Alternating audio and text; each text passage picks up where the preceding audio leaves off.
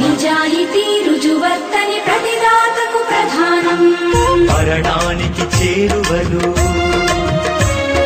మనిషున్న క్షణంలో,